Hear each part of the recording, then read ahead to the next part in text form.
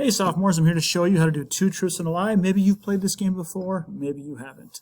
I'm going to tell you three things.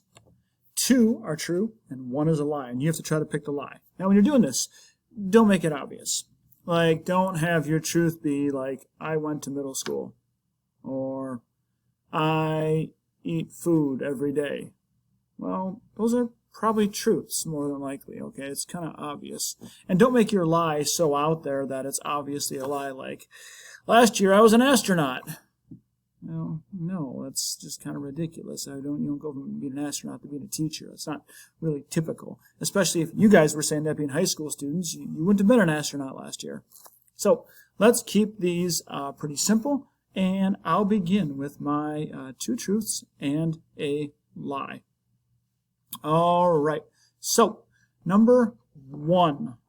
In college, I was able to study for 1 semester in England. In England, I actually lived in a castle called Alnwick Castle. I had my classes there, and I actually slept there and lived there for just about 4 months in the north of England. Number two, I taught English in Turkmenistan, which is a country in Central Asia. I did that through an organization called the Peace Corps. And while I was teaching there, I got bit by a dog when I was actually walking to my classes to teach one day, gashed my leg, and I ended up having to get 18 stitches on that leg.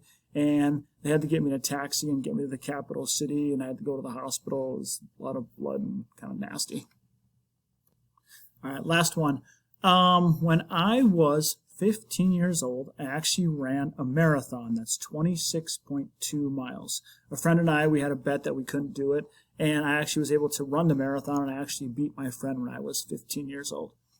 All right, those are my two truths and a lie. Pick which one you think is the lie and respond to that with your video saying, I think this one was the lie because, all right, go ahead.